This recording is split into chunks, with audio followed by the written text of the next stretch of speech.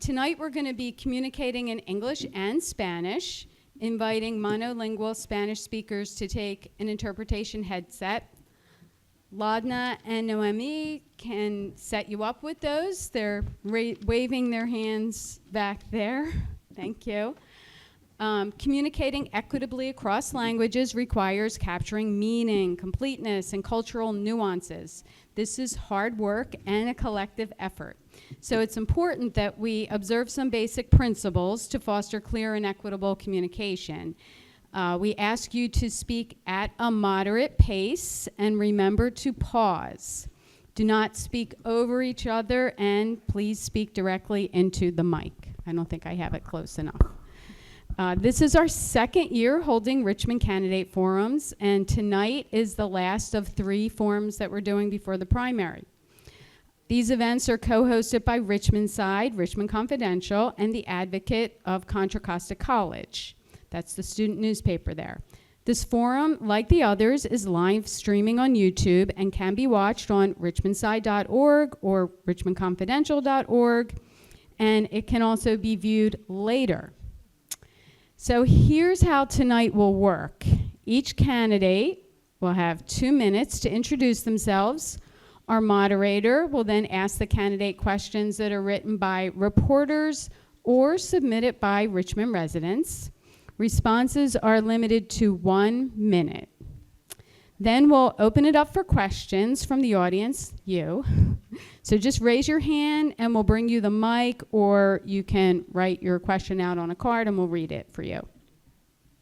At the end, the candidates will have the option of making 1-minute final remarks. I'd like to remind everyone, including the candidates, to please silence your phones. And I'd like to remind the candidates to refrain from using your phones during the forum. Are there any questions about the process? Great.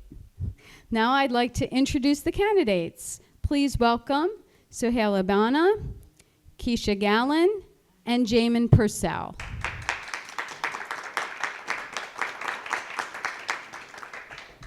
Tonight's moderator is Carrie Hulock, Editor-in-Chief at Richmondside. Welcome. Before we begin, we ask the candidates and audience members to respect each other's time and to not interrupt. We also ask that you follow the rules of civil discourse to keep your tone non-confrontational and your language respectful. We'll start out this evening by allowing each candidate 2 minutes to introduce themselves. We'll go in alphabetical order. So Sohail Abana, we will start with you. Can I ask a quick question before we start? Is there a timer we see, or we just have to? The 2 minutes. So I'm going to give you a 30-second warning and stop. Awesome. Thank you. Hello, everyone. My name is Sohail Abana. I've been honored to be trusted and elected by you in 2022.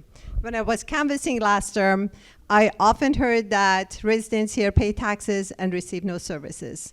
And it's a wildfire area, and the city didn't pay attention. 3 years later, at the city council, I brought city services, from paving the streets to lighting to tree trimming. In addition, the city administration now has a mandate for wildfire prevention. Our public works department didn't have any mandate when I went to the city council. Fire department only had fire prevention. Now our fire department has wildfire prevention. We have a WUI fire inspector. Our fire chief is going to bring an item to request $2,500 for home hardening per resident. Fast forward and expedite weed abatement process by the city attorney. Public Works already has $200,000 for goat grazing as of last year, and is going to request for more. They purchased 3 remote mowers. They hired 4 arborists. They have been doing 100 feet defensible space around our communities in the wildfire area, working collaboratively with Measure X. Long story short, I have delivered for you, and I really appreciate your support and trust. I had a mandate when I went to the city council to be your voice, to be your representative, and that's exactly what I did. And I will be continuing the work that I started, and now that wildfire prevention has become institutionalized within the city administration, I can widely expand my scope of work at the city council. Thank you again. Next, we'll hear from Keisha Gallant. Hi, everyone. Thanks for having me tonight. My name is Keisha Gallant.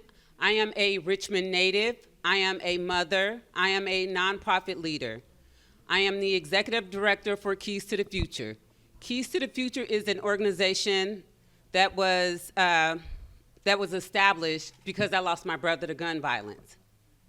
Imagine losing someone to gun violence because there wasn't enough resources in Richmond to help people with their mental health. It wasn't enough resources in Richmond to actually give these youth somewhere to go to actually reform them or to help them, or mentors in place to help these kids. Someone that didn't have these resources took my brother's life. So I'm here because Richmond didn't have it. They still don't have the actual resources to help everyone in Richmond. Richmond should be a place where everyone feels safe. I understand that there's wildfires, but for District 4, there's gun violence, there's still burglaries, there's still people that feel unsafe. And guess what? If we don't solve those issues, the crime is gonna migrate up here because we're not fighting for equity for everyone. It's more to public safety than just wildfires. We have to be here, we have to step up, we have to stand up for everyone in the community. Yes, I give it to our current city council member. Wildfires have been a big thing, but you have to fight for everything that's pertaining to public safety when you're standing up and being a voice in a district for everyone. We can't leave certain people behind because they don't live close to you or they're not impacted by the wildfires. We have to fight for everyone. Everyone's voice has to be heard. We have to do things and put it in place where everyone feels equitable. So I'm here because I have been boots on the ground fighting for equity, boots on the ground doing things for our youth, putting enrichment programs in place. Okay, thank you for your time. Keep an eye on the timekeeper right there. Thank you. Hello, my name is Jamin Purcell. I'm running for Richmond City Council District 4. I'm a small business owner as well as an activist and volunteer for a number of organizations within the city. My education is within political science and philosophy, focusing on human rights and social justice, as well as a master's degree in law, focused on statutory and regulatory law. I have worked up in the Capitol, knocking on the doors of our legislators, and I have worked with a number of other officials all over the county, trying to make sure that they're creating good policy that's going to help improve the lives of their citizens. What I'm running on is public safety, which includes bringing up our police force, as well as addressing lighting along the Hilltop Drive and through our neighborhoods, making sure that we are trying to bring down the donuts as well as sideshows that happen within our districts.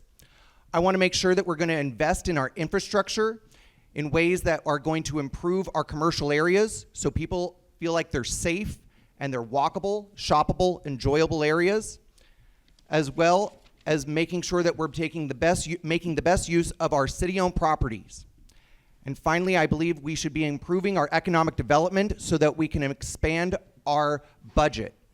And rather than doing that through taxes, I want to make sure that we're doing that by bringing good businesses in, and I want to focus on businesses that provide union jobs, so that way then we can bring the services that everyone deserves.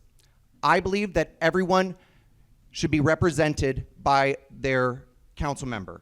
We need to be bringing people together, focusing on equity and fairness to ensure that all needs are met, not just one, all of them, because everybody deserves the Richmond that we all know it can be. Thank you.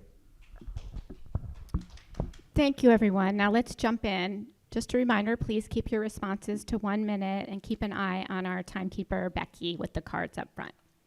Since Ms. Bono went first for the first intro, this time we'll start with Ms. Gallen. Everyone will answer the same question. District 4, distinct geography, sitting at the edge of East Richmond with a freeway barrier, presents unique challenges to the elected representatives compared to some of the other districts. How do you plan to build a bridge with your fellow council members and city hall staff to ensure the district's needs are met? One, you really have to assess everything. I think a lot of the times we don't include the community. So I've been big on including a community, working with cities officials that really want to work with us.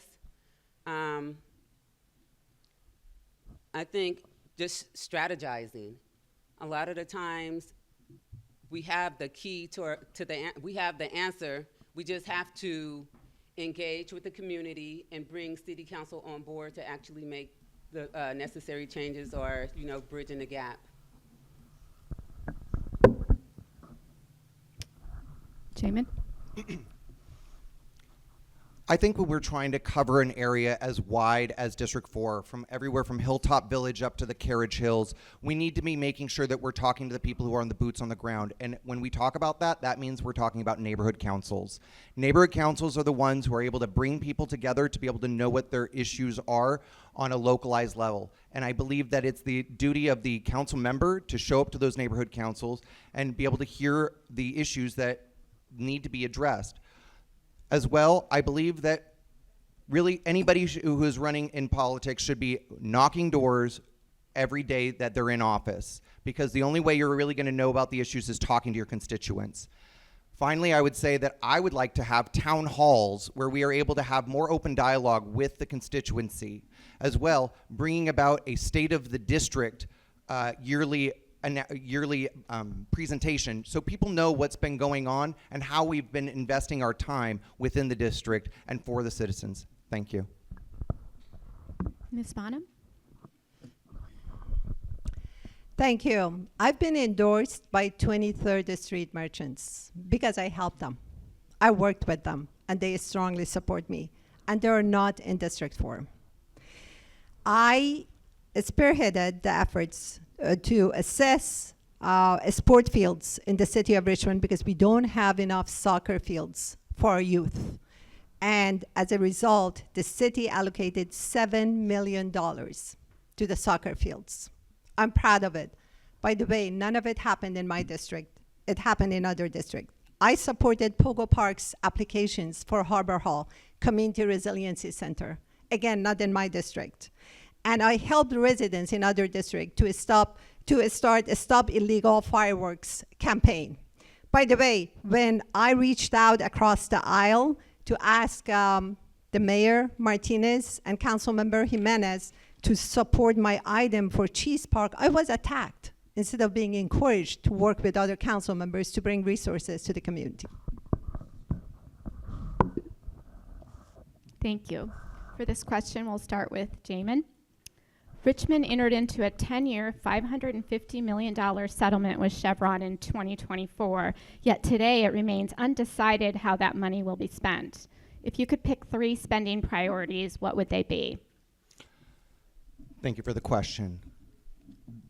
Right off the bat, I believe that we need to have a police station that is going to be in the center of our town, so that way then we can have a police response that is a reasonable time. Currently, where our police station is, for a police officer to get to our district takes about 25 to 30 minutes. And I want to make sure that we have something that is going to be much closer in order to be able to improve that feeling of safety. As well, I believe that we should be investing into our city-owned properties to make sure that we are going to activate them to make them be able to generate revenue for us. And finally, I would try to invest that into a fund so that we can make sure that we are able to support our budget going into the future. So we are not afraid of any individual business leaving town or having any national issues that cause shortfalls within our budget. We need to make sure that we're planning for the future with this money, and that would be the best way I would try and do that. Thank you. Thank you. Ms. Bana? In order to decide the best way to spend the money or invest it, we need to calculate, we need to ask the finance team how much we save if we address the infrastructure needs, because deferred maintenance costs more. Or how much we save if we pay our OPEB, depending on the interest rates, actuaries, and everything. And also, some of it, I believe, should go to community benefits, like parks or dog parks or other things that people need. So I believe the three priorities are paying OPEB and infrastructure, addressing our infrastructure, which is over $100 million due, and some community benefits. But how much to each one, we need to calculate and educate ourselves and the community and come up with a collective decision about how much to spend in each pool. Ms. Gallen? Well, to be honest, we really need a SWOT analysis. We need to know what's our strengths, what's our weaknesses, what's our opportunity, and what's our threats when it's coming to this money. We have a lot of things that's outstanding. Yes, we need infrastructure done. Yes, we're lacking in the workforce development. Yes, we need to build our economics part up in the city of Richmond. But we need to see what's outstanding first. And we're not doing that. Every meeting that I have attended, every forum I've attended, it's something new that pops up. So we need to know what's outstanding so we can actually make a real viable decision moving forward. Thank you. This time we'll start with Sohaila. While homicides are at a record low, other types of crime have increased, and the city's police force says it remains understaffed. What are your ideas for improving the city's approach to public safety? Well, we have police force and we have alternative, which is ROC, and I have good relationship with both departments. I strongly believe we need more police officers. Two studies said we need nearly 200 police officers. Our cap right now is 147, I guess, and practically we have less than 130 underground. This is not sufficient. This is not enough. And police is not just for crime safety, it's for quality of life. In case of a wildfire, in case of an earthquake, to prevent looting, for evacuation, we do need police officers, so we need that. Although ROC is just started, is an excellent service, but we cannot neglect the need for more police officers and improving quality of life in the city of Richmond. Thank you. Ms. Gallen? Sure. While homicides are at a record low, other types of crime have increased, and the city's police force says it remains understaffed. What are your ideas for improving the city's approach to public safety? One, getting the community engaged. ROC started off as a good idea, but it's a half-baked idea. ROC is not A3 certified. We've had 2 fatalities since ROC has been put in place. ROC was put in place to actually stop the whenever there's someone with a mental health issues when the police roll out. They're not able to do that because they're not A3 certified. They're a community engagement function of the city now, nothing more. So getting the community engaged, working with the boots on the ground nonprofits, working with people that actually advocate for gun violence and put more mentorships in place so these kids can have a healthy outlet. Chairman? So I think the very first thing we can do to try and improve our ability to bring in more police is to have a city council that is not hostile to the police. It needs to be one that is not going to be continuously trying to make examples from across the country apply to our police force, because Richmond PD is actually incredible. They have been doing accountability within the force for decades. As well, I think we need to make sure that we're addressing some of the issues like how the beats are initially laid out. They were originally done 20 years ago, and we should do an assessment with our increased population and making sure that we are covering all the area. But as well, I also think that we should have a city council that's not making people feel unsafe by saying and doing things that are alienating groups of people. I feel like it is upon the city council to try and make our community feel together, not calling people pro-genocide or calling them, saying anything else that would alienate them. Thank you. Okay, this question will start with Ms. Gallen. A year ago, the city's new wildfire hazard map expanded the total acreage classified as very high risk and added the neighborhoods of May Valley and East Richmond Heights to the map. Is the city doing enough to protect this district from a catastrophic blaze? What would your approach be to fire prevention efforts? Sure. Do you need to hear it again? Yeah. You heard it? Okay. So a year ago, the city updated its wildfire hazard map, expanded the acreage that's very high risk, and added 2 neighborhoods from this district, May Valley and East Richmond Heights. Is the city doing enough to protect District 4 from a catastrophic blaze, given its location in the East Hills? What would your approach be to fire prevention efforts? I think we would need to start working on the infrastructure, since we only have one hospital in place right now that can't hold the capacity of everyone in Richmond. I think we need to expand it when we're doing evacuations. We've seen what happened with Pleasant City, the city of Pleasant. The whole city burned down. So I think having an evacuation plan that includes all of District 4, so everyone knows where to evacuate, putting a structure or a foundation in place where it includes everyone, where everyone gets alerts and not just a certain side of District 4, because if the fire can jump, and we've seen that with the past wildfires. So just making sure that everyone has the access to the evacuation drill, everyone has access to the fire departments, and making sure that we're working with the cities and the counties to bring everything together to make sure that everyone feels safe. Okay, Mr. Purcell. So wildfire is going to have to be a regional effort.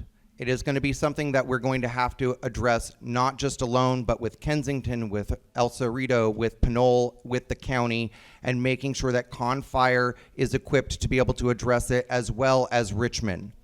Richmond does need investment into its fire department infrastructure. It's got buildings that are leaning, that don't have proper, or that previously had not had proper facilities, but could use still improvements. There's a lot we could be doing. Unfortunately, it's the real problem that we're having is funding, because it is a reactionary expenditure, not an upfront expenditure. And people are concerned about having that money being languishing, because it will continuously need to be updated. So we should be looking for grants. We should be working with our state legislatures as well to be able to try and address this. This is a climate issue, this is a Richmond issue, but this is a regional issue, and we need to all be on board. Ms. Bonham? Thank you for the question.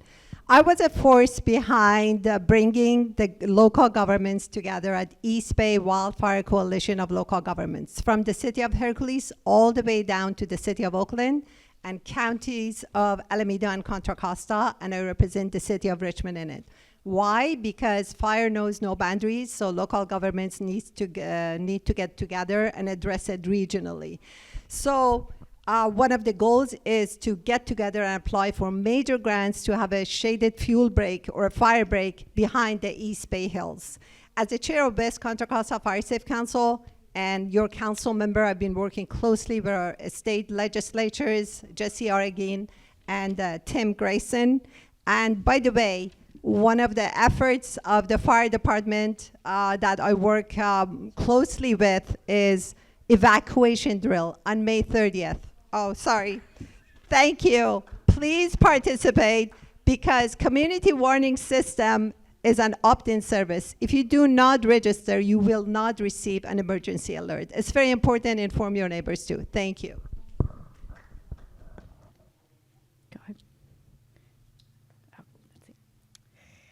All right, this question, we will start with Jamin.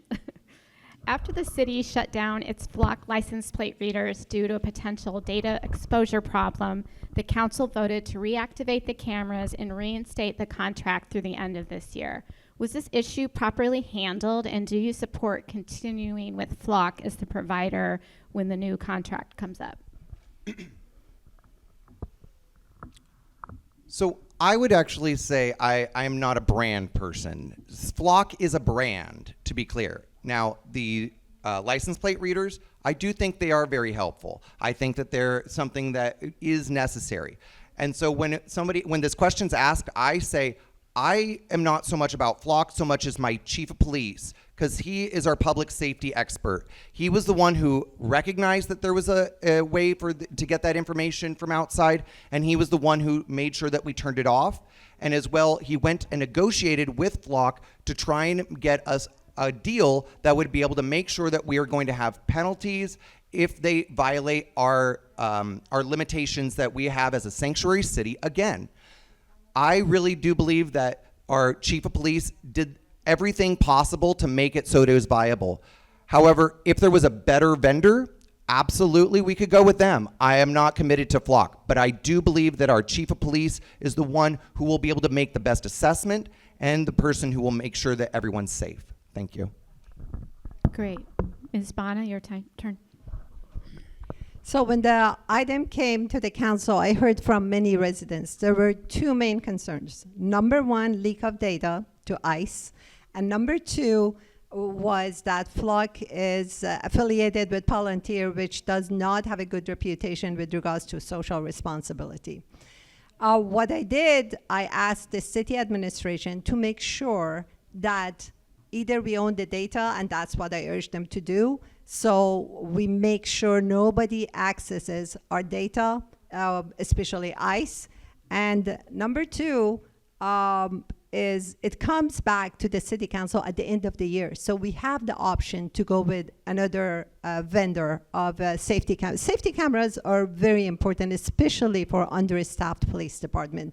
We need to have them. But we'd better keep our data safe and secure. City manager and city attorney told me they were working 2 weeks on the contract to make sure all the requirements I had asked for would be implemented. And now Keisha. So I actually agree with having flock cameras in place. We all have real IDs. We all have debit cards. And some of us in here may even have a Tesla. All that stuff is tracking you. I don't see anything wrong with people feeling safe. And the issue was a safety concern. So when you're addressing safety, you can't just think about one group of people or one area. You have to think about everybody, include everybody. That's where the equity comes in at. Yes, it was a data breach, but it was nothing in Richmond. So it wasn't a problem. People were getting their cars stolen. With the license plate readers, some of those cars were retrieved. A couple of young ladies went missing. They were spotted in Richmond. Because we didn't have those Flock cameras on, we lost the opportunity to help those kids. So it is our responsibility, it's our human right to be safe. Thank you. Okay, let's take some time to hear some questions from the audience. Do we have cards to pick up from anybody? Anyone, or we can get the mic out to you. If anyone would like to ask a question, you could raise your hand, or we'll grab a card.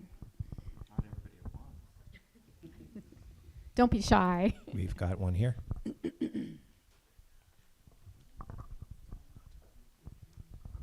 Hello, I'm a May Valley resident, we are, and recently Cheese Park, Lemoyne has been deteriorating. It's been there forever, and Richmond recently, the city councils recently approved a a capital improvement project for Cheese Lemoyne Park. So my question to all of you is, did you agree with that? Do you support that? Or do you think that that money should be better spent in another part of Richmond? Thank you.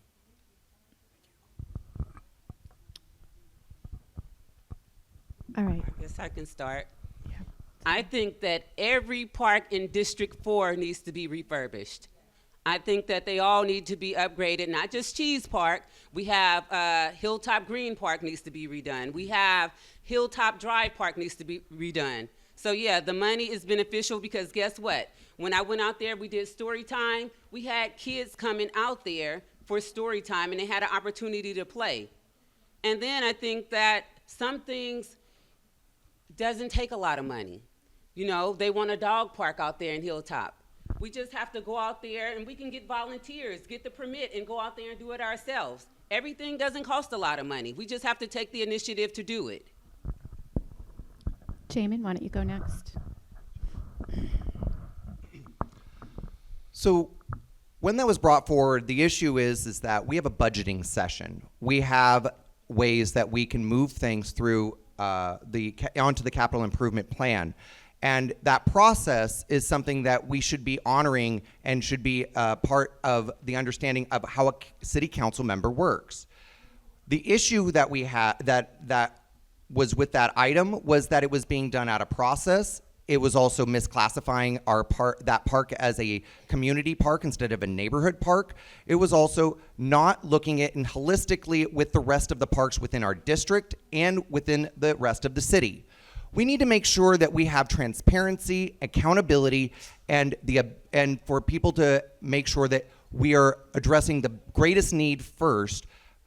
As an example, Rain Cloud Park is only just recently, I heard yesterday, was to be able to get new equipment because their equipment has been fenced off for over 6 months now.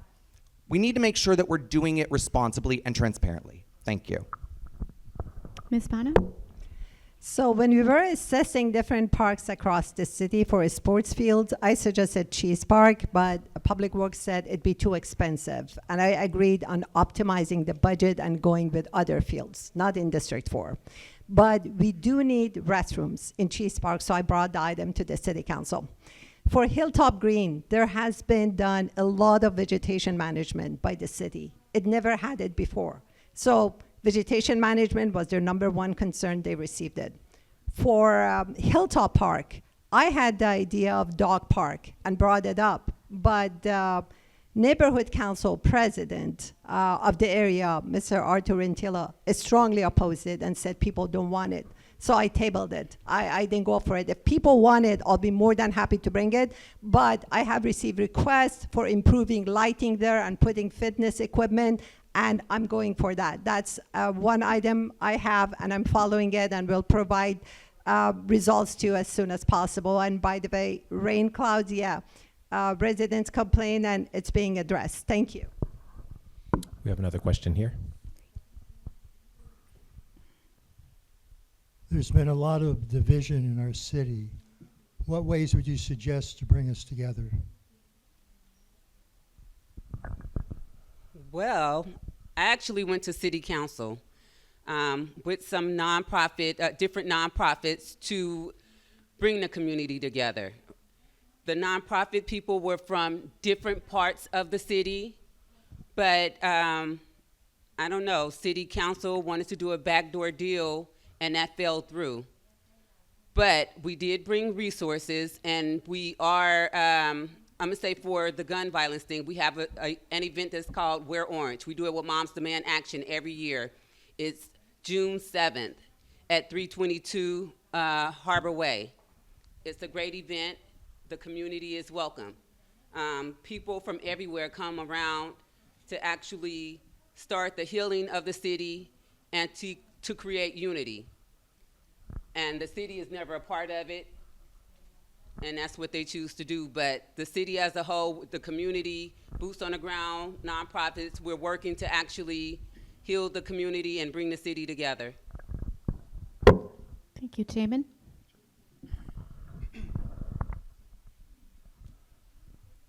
Well, I would start off with, I think that a way to be able to talk about international issues is not going to be through proclamations or resolutions, but instead to have a town hall where people are able to have a dialogue with the other members of their community so that they don't feel like we have to be in one camp or another. You can be a person who is being heard. You are able to express your feelings in a way that is respectful to your other community members, and we are able to try and work towards understanding. A lot of these issues that are causing the division are things that are far greater than our within the scope of our city or within the scope of a city council member. We need to make sure that we are working to bring people together, to make sure that they are fully informed of all of their resources, to make sure that we're supporting our nonprofits who are doing a lot of the hard work, but is making sure that we're creating an environment where everyone feels welcome within our city, that no one should be excluded. Thank you. Go ahead. So we are fortunate in the city of Richmond to have many churches, 2 mosques, and 1 temple. And I've been working with all of them. I brought up the idea of a town hall with the former rabbi of the temple. It was rejected at the time, but I'm very glad to announce that I'm working closely with the new rabbi, Ms. Julie Sachs-Thaler, who is open to collaboration, and we're working together. Recently, they organized, along with the Good Table, actually a Palestinian-Israeli forum at the church in Richmond, which was a great step. And we have the indivisible movement in the city of Richmond that we need to support. We all have to work together. I'm a collaboration builder.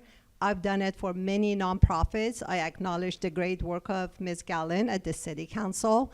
I initiated the first Remembrance Day of victims of gun violence, and I'll continue my bridge building and collaboration across all sectors of the society.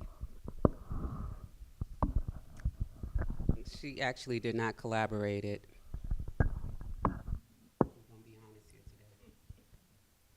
Okay, do we have another audience question? Thank you very much. My name is Don Gosney. Anybody that knows me has heard me say this time and time again about elected officials. I've been challenging them. How can you claim to speak for the people when you never speak with the people? Big problem that we have in Richmond is the lack of accessibility to our elected leaders. If you are elected, what will you do about making sure that you are accessible, not just to the people that think like you, that live in your neighborhood, but for all of the people in Richmond, especially those that you may not agree with what you think? Let's start with Ms. Bana for that one, and rotate the responses. I've been accessible to the community before I came to the city council. I started a community mailing list. I'm glad to say I'm in touch with over 1,500 households. On a regular weekly basis, I report to them what I do. I inform them about what's going on in the community, about public safety, about events, about everything. And I hear from them. And I try to be on social media as well. As a result, I hear from many residents, not just in my district, but from other districts. So, as I told you, when they wanted to start the Stop Illegal Fireworks campaign, they reached out to me, not their own city council member. CERT and emergency communication people, they reached out to me to support their efforts. And I put them in touch with their own city council member. So I do receive requests from people in different parts of the city. As I told you, 23rd Street merchants reached out to me, and I helped them. That's why they're endorsing me. I've been accessible to businesses, to residents, to large corporation. I continue the communication bridge, you know, and it's a must for every city council member to be present and representative. Thank you. Keisha? So I am running because my voice and the people around me voice wasn't being heard. City council does not respond to emails. They do not follow through on things that they say that they're going to follow through. I'm not a politician. I was someone in the community advocating for change, advocating for the people, no matter what you look like. I do not receive funding for the city. I go outside of the city to bring funding in to help the people in the city of Richmond who needs services for Christmas, who needs back to school supplies, who needs whatever they need. I've been out there doing it. We have continuous events throughout the year for people in the community. And we constantly do it because the city is not providing equity. Even though we believe that the underserved areas is getting all the funding, that is not true. That funding is going to people when you get endorsed. Those are the people that's getting the money. Follow the paper trail.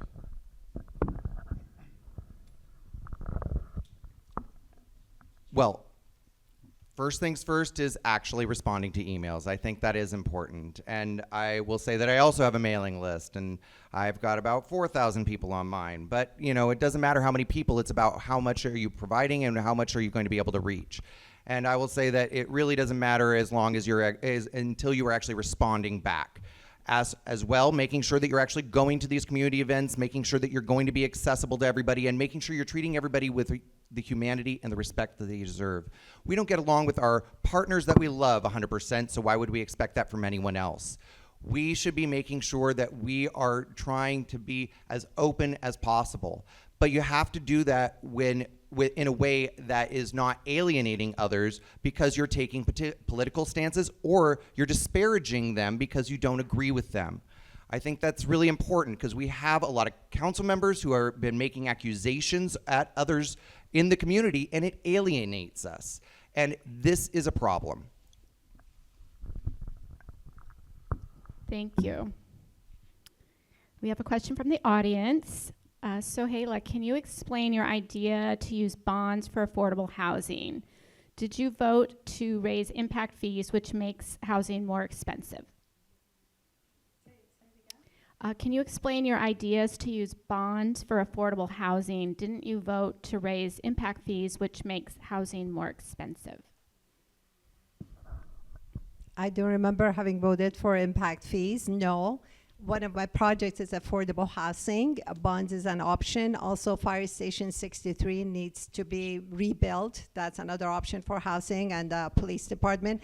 But the city can do a lot more for housing, providing grants to first-time buyers. One of the things I did was ban land grab by big corporations, limit the number of houses they can buy in the city, so it's more available to first-time buyers. We need to assist them with home ownership. Even city of San Pablo is doing it. The city of Richmond is not doing enough, especially for our teachers. So I've been working with the city and previous superintendent, but then, you know, the superintendent changed. But I hope to continue the efforts for providing affordable housing for our teachers, especially to keep them in the city of Richmond, to improve quality of education. Home ownership is the key to stop gentrification, and we need to work on that. We'll let the other candidates share any ideas on affordable housing if you wish. Optional. Go ahead. I know for Richmond, Land Trust has a lot going on with affordable housing. I think that we need to invest in land trusts more. It's like a co-op for housing for people that want to buy housing and make it generational. They wouldn't be able to sell it, and if you sold it, you wouldn't get as much money as you would normally get if you sold a house that you purchased right out yourself.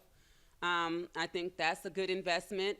I think that we need to take some of the land that the city have and develop it, and not just developers that's backing us. We need to put something in place where it's fair and equitable to everyone, and I'm totally for affordable housing. Jamin, anything? Yeah, well, I'll start off with, I'm surprised, well, I would say I'm surprised. I think that if you're up on that dais, you should be reading everything within your agenda. You should be making sure you understand what that means, and you have a city attorney as well as you have a number of experts around you to be able to get that information if you don't understand what's on the agenda. That said, one of the things that we are having a problem with here in the city of Richmond is we are not having enough housing developers come here because we have made it hostile. We've made it a slow process. If it takes 5-7 years to be able to get a project through, then most developers aren't going to be able to pencil it out. That said, I think we can look at our permitting process and give reasonable timelines, reasonable fees, and make sure that we're able to work with developers rather than tying them up in the red tape that has made it so that we haven't had any good housing development here within the city of Richmond in about 5 years.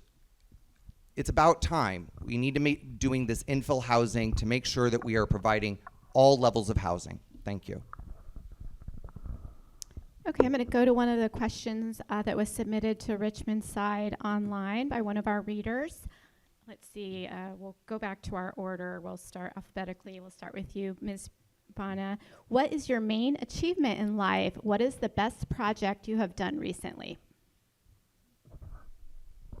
I have many achievements, but recently working on wildfire safety and prevention has been the biggest achievement because I was a force behind bringing all the local governments in Contra Costa and Alameda County together, institutionalize the mandate for wildfire prevention in the city of Richmond and its city administration, expanding the definition of public safety from crime safety into wildfire safety, traffic safety, gun violence reduction, and gender-based violence reduction. So that wide angle of view and attacking the problem and accomplishing many of the goals has been one of my achievements, and I'm very proud of it, and I really appreciate the trust and support of the people who've been along the way with me. We made it. Keisha? Okay, I guess one of my main accomplishments is Richmond had its very first We're Orange Gun Violence Summit, where it pulled people in from different areas, but mainly the people from Richmond, where Richmond didn't have the healing that they need. They didn't have the advocacy, people standing up for the gun violence. The Wear Orange was a time for people to come together, for the city to heal, for families to tell their stories, and for them to start receiving the resources and the healing that they needed in order for them to move forward. And we're actually having our second Wear Orange, as I mentioned before. So we're bringing in resources as a whole for the city has been a big accomplishment for me, because since I've been doing it, I have impacted over 5,000 individuals and maybe, 1,200 families as a whole. So I'm most proud of that. Jamin?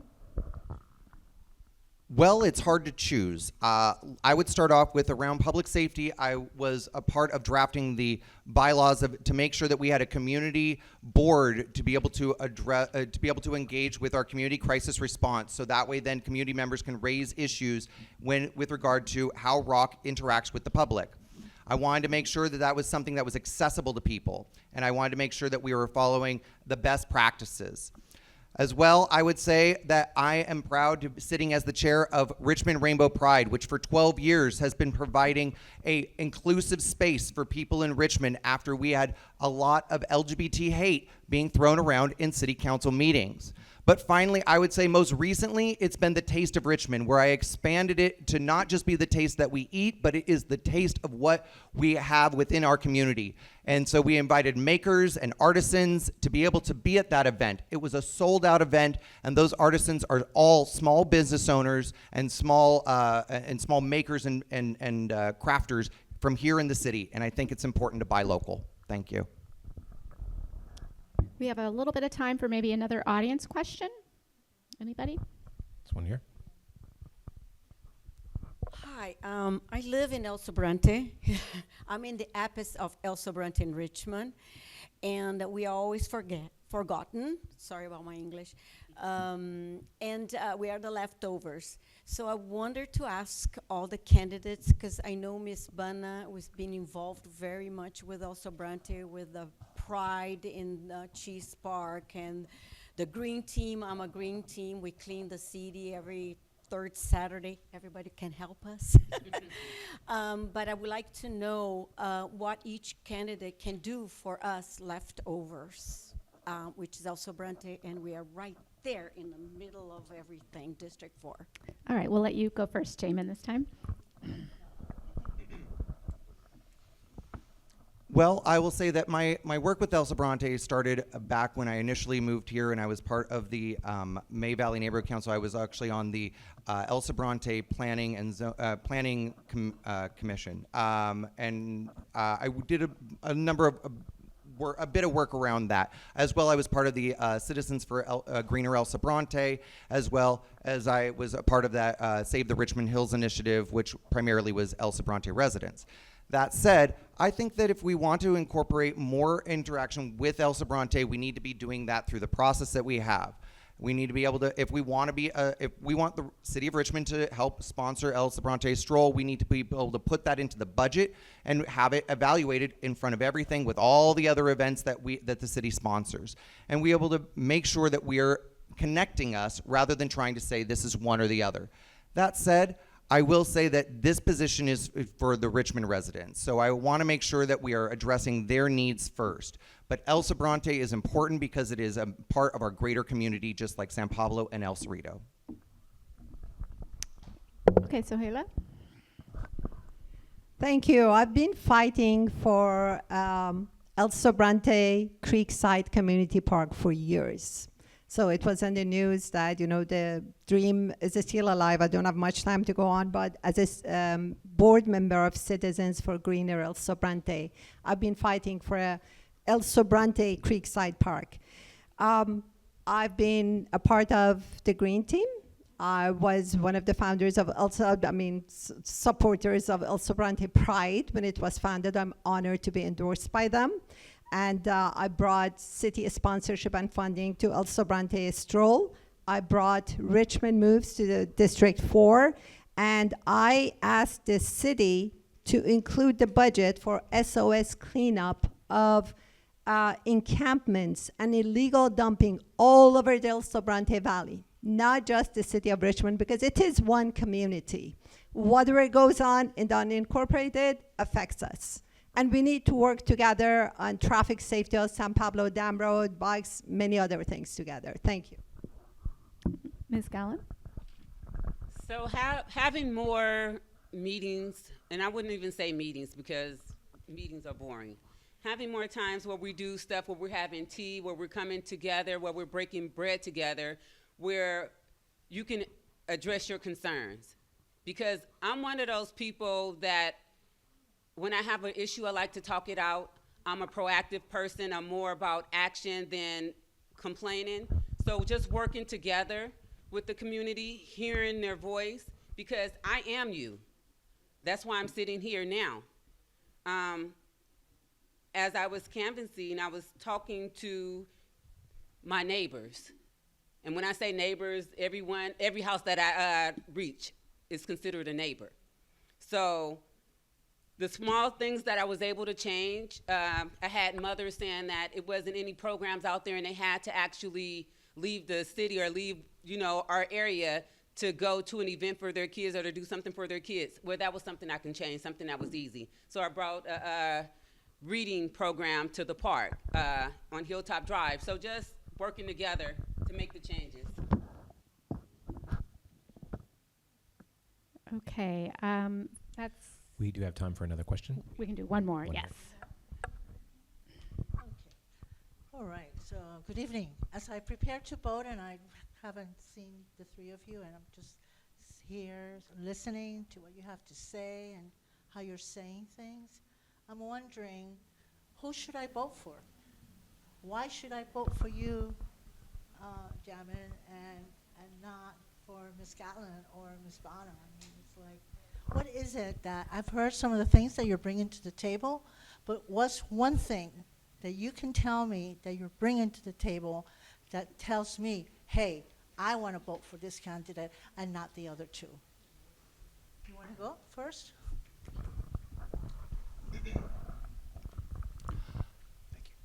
The thing that I'm going to be able to bring to this position is that I will know how city government works, not by learning on the job, but by knowing before I show up for it. I have been working within government and within various different capacities for most of my professional career.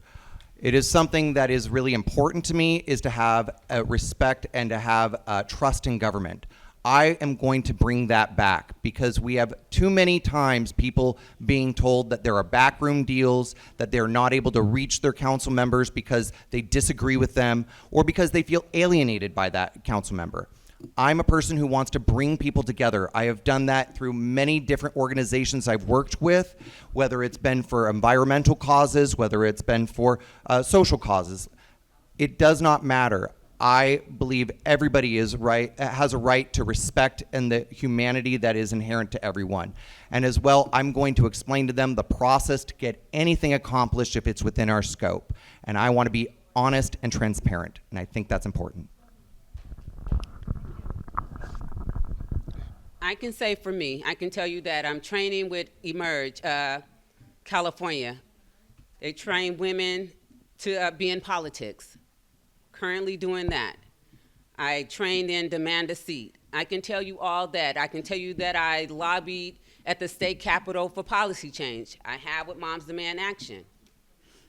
But I'm here because I sacrificed 25% of my income from 2018 up until now, well, not to now, January, because we got funding, to make sure that Richmond had the resources that they needed, brought resources from the outside.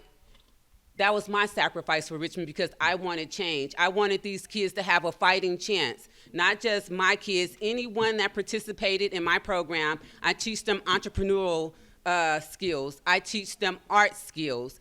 I help them with their leadership development. I give them a voice. When I seen that my voice wasn't being heard, I was taking the kids to city council so they can get their voice heard. So doing things to help the community out of something that I wanted to do because I want to be the change that I want to see. I'm deeply rooted in the community. I'm very connected to the community. I listen to the community and I deliver. That's why you should vote for me. So any grassroots activity in the community I'm a part of or I strongly support, from the Good Table, from the Green Team, from the Triangle, from the Pride, anything, you name it, I'm there, I'm with you, I support you, and I work for you and with you. Any services you ask for, tree trimming, pavements, I pass it on to the city administration hears it. And I strongly care about your public safety. These days, I'm working more on educating people about the evacuation drill, honestly, than I work on my own campaign, because it's important. I'm not only connected with residents and businesses, I'm trying to bring resources to our HOAs who cannot afford vegetation management. So your voice at the city council means representing you and getting what you want, and that's what keeps me busy. Okay. My voice was never heard. That's all we have time for this evening. It's time for the closing remarks from the candidates. So we'll go in alphabetical order, starting with Ms. Bana. And you have 1 minute. I've been endorsed by our teachers, firefighters, labor unions, and community leaders that you trust. I'm asking for your vote because I accomplished what I promised to you, why you sent me to the city council. The city council has changed a lot in terms of its mandate for public safety, wildfire safety, public awareness has raised. We have fire-wise communities. Now I have time, now that the first step has been accomplished, in addition to many other things, I'm gonna widen my focus, work on community resiliency centers across Richmond, on addressing homelessness, affordable housing, economic development, and growth in the city. And I'm open to your suggestion and ideas. We need to work together to move the city of Richmond together. We have to work together. So I'm here for you, I'm listening for you, and I'm really humbled by your support and trust. Thank you so much, and I hope you re-elect me and vote for me again. Well, I can tell you what I'm currently doing. I'm currently going out there and making sure that our unhoused is fed. I'm currently working with our youth to make sure that they have a mentorship in place, to make sure that they have skills so that they don't have to go to the street, so that they have options. I've been out there healing a community that's been impacted by gun violence. I don't just see one side of El Sobrante as needing help. I look at all of El Sobrante. I look at Richmond as a whole, because it's gonna take all of us working together in order to change the trajectory for Richmond. Everyone should be invested in Richmond. It is at everyone's interest to make sure that these kids are healed, because guess what? When crime hits the lower level, eventually it's gonna hit the upper level. Inflation is up 3.78%. That's impacting all of us. So guess what? Things are gonna start to shift here. So we have to think about things, we have to think about everything, and we have to think about equity to keep people out. Chairman? Or to keep them safe, I should say. My name is Jamin Purcell, and I'm running for Richmond City Council because I believe in the future of Richmond. I've been here for nearly half my life, and I am going to be here for all of its future. I have no plans to leave, and one of the things that I want to see in Richmond is stop the special interests leading our city council. And that has gone from one side of the pendulum to the other. I am not affiliated with the RPA, and that is why I believe we should be moving towards a new generation of leadership. I know how this city works. I know how to get things done, and I want to make sure everyone knows I will be doing that work for you. Every single person in here deserves to have their needs met, none of them diminished and none of them pushed to the side. Everyone in this city has been at one point alienated, and I want to make sure everybody feels like they're brought in. Thank you. I'd like to thank the candidates for joining us this evening, and thank you all for coming out, and whoever is online, thank you for joining us. Don't forget to vote on or before June 2nd. Have a nice evening.